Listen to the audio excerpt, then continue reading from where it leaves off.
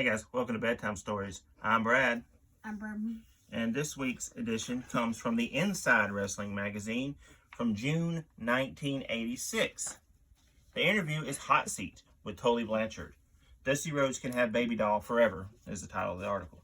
When J.J. Dillon completed his 1985 tax return, he probably listed the occupation thusly: Administrative Director, TB Enterprises. The TB, of course, stands for Tully Blanchard, and Dillon's new title reflects a new business-like approach to the sport, shared by the manager and his charge.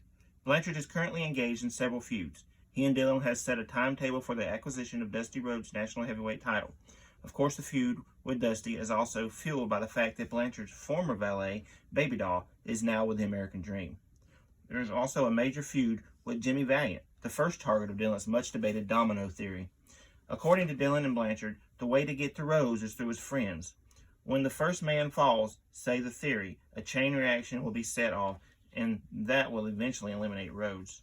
Also in Blanchard's plans, of course, is regaining the U.S. title he lost to Magnum TA in the I Quit match held at Starrcade 85.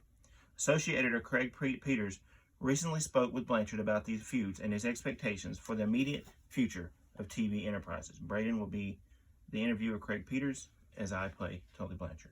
Your feud with Dusty really seems to be what's taking up most of your time these days. Tully, I'd like to ask you about your timetable for winning the national title.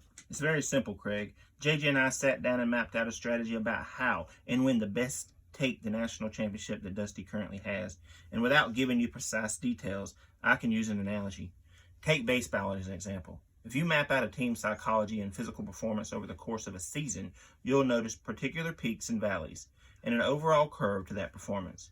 Peak too early, and that team is going to find themselves in a slump during the home stretch of the season. They'll never win a pennant that way. Peak too late, and the opportunity for a pennant is gone.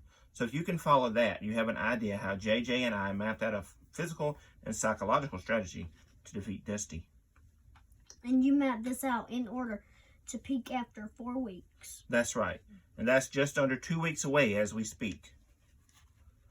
So if all goes accordingly to your plan, you should have the national title belt around your waist by the time our readers see this interview in print. Precisely.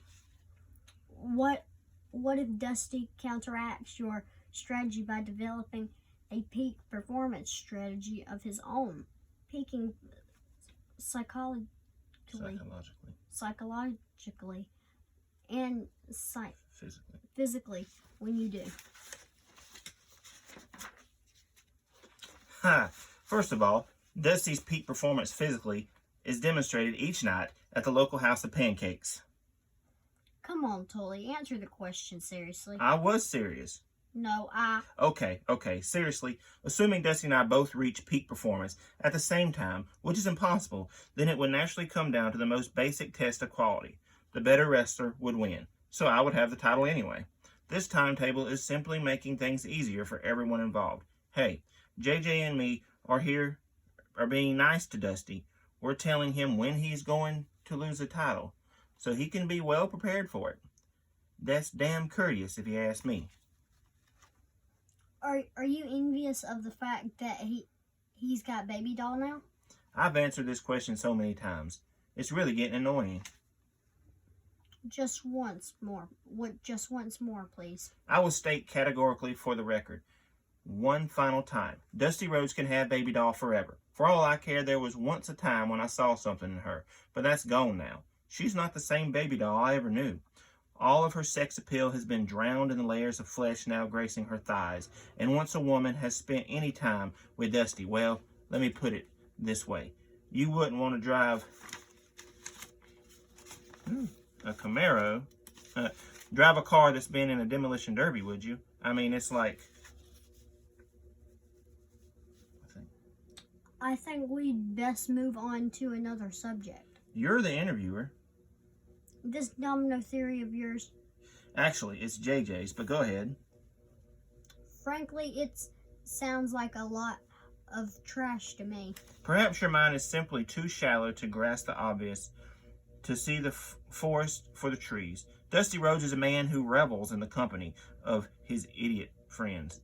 People like Jimmy Valiant, Magnum TA, Manny Fernandez, and so on. Eliminate the friends, eliminate the protection factor they provide him, and Dusty himself will be eliminated.